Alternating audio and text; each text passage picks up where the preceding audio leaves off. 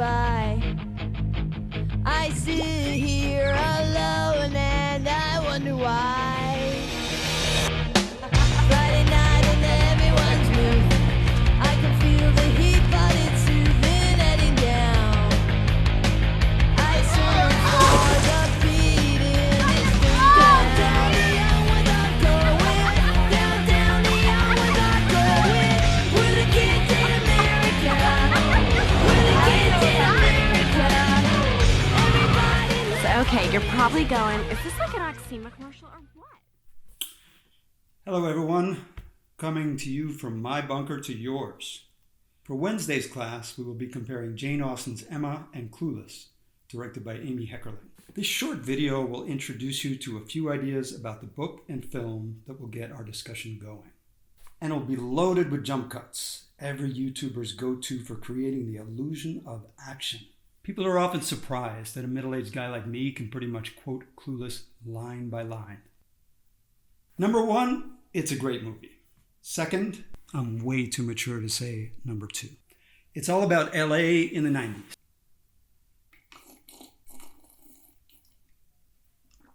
And I lived in LA in the 90s. So maybe that too.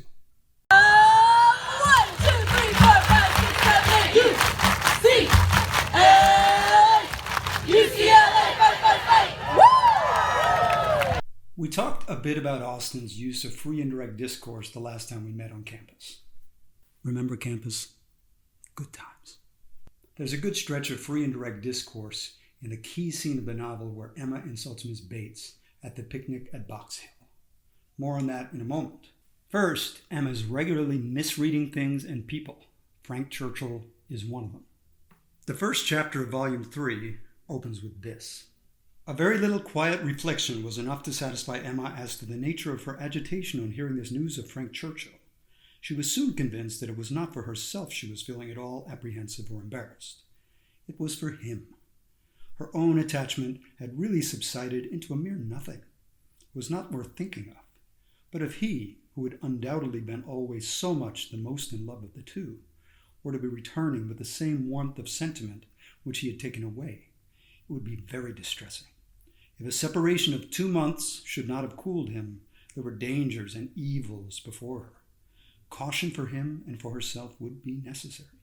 She did not mean to have her own affections entangled again, and it would be incumbent on her to avoid any encouragement of his. In Clueless, Cher is Emma, Dion is Mrs. Weston, sort of, and Murray is Mr. Weston, sort of. Here they are driving in a car, sort of. In the movie's adaptation where Emma, or Cher, finds out that Frank, or Christian, is not in love with her after all. What's wrong with me? Nothing. Maybe he really was tired. I suppose it was meant to be. I mean, he does dress better than I do. What would I bring to the relationship? Get back into the right lane. What's the first thing you do? First thing I do is I put on my blinker. Oh, wait, shit. Okay. Watch the road, watch the road! All right. Stop. Then I look in my mirror. Okay. Then I glance at my blind spot. Glance with your head, not the whole car. I swear to God, woman, you can't drive for shit. I'm not trying to hear that. Hear me, you... No. Actually, going all the way is like a really big decision. I can't believe I was so capricious about it. Dee, I almost had sex with him. You almost had sex with who? Christian. What? Yo, look, are you bitches blind or something? Your man Christian is a cake boy. A what? He's a disco dancing, Oscar Wilde reading, Streisand ticket holding friend of Dorothy, know what I'm saying? No way. He's gay. Not even. Yes, even. He does like to shop share, and the boy can dress. Oh my God, I'm totally bugging. So, Frank is of course not gay in Emma. No one was gay in 1815. At least not officially. This is one of the ways the movie takes an element of Austen's novel, updates it, and puts it in a high school comedy. The point I'm trying to make is first Emma misreads people and situations. Cher misreads people and situations, and that is a key to the comedy and sets her up for her growth as a person. Character development, plot development intertwined.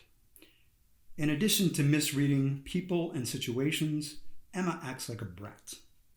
Mr. Knightley lectures her about this, just as his counterpart Josh lectures Cher in Clueless.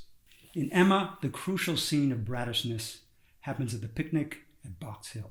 These sandwiches are delicious, Mrs. Elton. You really are a gourmet. Well, I never compliment myself, but my friends tell me I certainly know how to make a sandwich. Now, Jane. Shall we all play a game? I command that we each tell Miss Woodhouse something entertaining. You may offer one thing very clever, two things moderately clever, or three things very dull indeed. Oh. And in return, Miss Woodhouse will laugh heartily at them all. I do not pretend to be a wit, though I have a great deal of vivacity in my own way, of course. These diversions are tolerable at Christmas when one is around the fire, but in my opinion, it wastes the outdoors. Miss Woodhouse, you must excuse me. And me. I'm an old married man. And have nothing to say that would please Miss Woodhouse. Or any young lady. Oh, well, I need not be uneasy, as long as we're allowed to read dull things.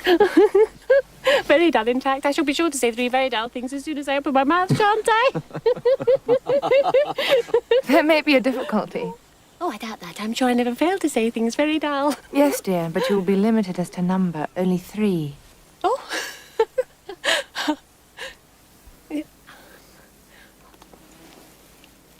To be sure. Yes.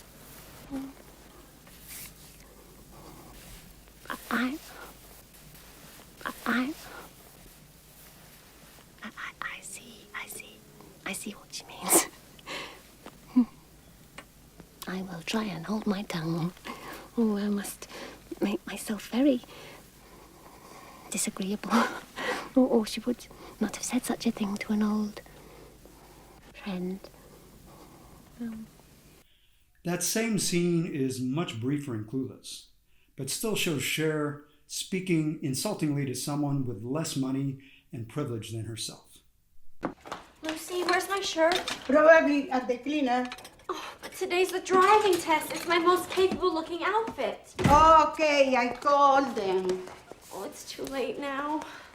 Oh, and we got another notice from the fire department saying that we have to clear out the bush. You said you were going to get Jose to do it. He's your gardener. Why you don't tell him? Lucy, you know I don't speak Mexican. I'm not a Mexican. Great, what was that all about? Lucy's from El Salvador. So? It's an entirely different country. Oh, what does that matter? You get upset if someone thinks you live below sunset. Oh, okay, so everything is all my fault. I'm always wrong, right? You're such a brat. I had an overwhelming sense of ickiness. Even though I apologized to Lucy, something was still plaguing me. Like Josh thinking I was mean was making me postal. Move into the right lane? Anyway, why should I care what Josh thinks? Why was I letting it throw me into such turmoil? Watch out for the bike one! Oops, my bad. What are you doing? You can't take up both lanes. Get in the right lane. Not so... Oh, should I write them a note? Pull over up here and turn off the engine. That right there. Oh.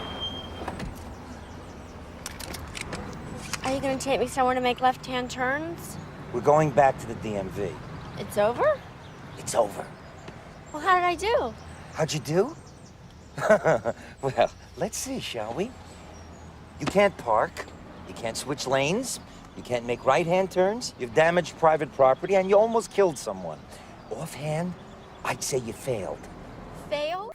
This leads, in both the book and movie, to Emma's and Cher's work on themselves. Emma pays visits to Miss Bates in an effort to show her she is sorry without actually saying so. Conversation was a very difficult thing back in 1815. Cher looks for the good in people and chairs the Pismo Beach Disaster Committee. Once they've improved, maybe just a little bit, but enough for the soundtrack to go from minor to major, they come to realizations. Dear Diary, today I tried not to think about Mr. Knightley. I tried not to think about him when I spoke about the menu with Cook. Oh, Is Mr. Knightley coming? Why do you say that? Lamb stew's his favourite.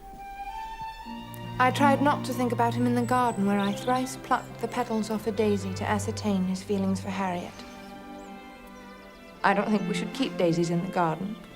They really are drab little flowers. And I tried not to think about him when I went to bed. But something had to be done.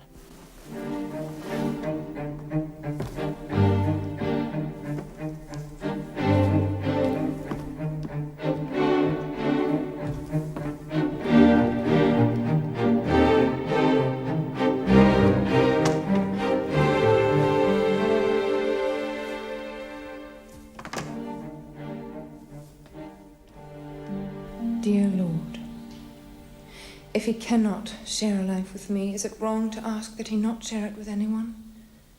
That we go on as we go on now, him stopping by at any hour, always the brightest part of our lives, a natural and easy member of the family. I would be content if he would just stay single, Lord. That's it. If he would just stay single, Lord, that would be enough for me to be perfectly satisfied. Almost. Amen.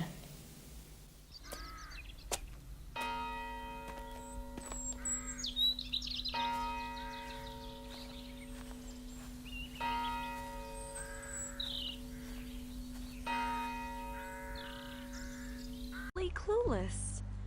Oh, and this Josh and Ty thing was wigging me more than anything. I mean, what was my problem? Ty is my pal. I don't begrudge her a boyfriend. I really... Ooh, I wonder if they have that my size. What does she want with Josh anyway? He dresses funny. He listens to Complaint Rock. He's not even cute. In the conventional way. I mean, he's just like this slug who hangs around the house all the time. Ugh.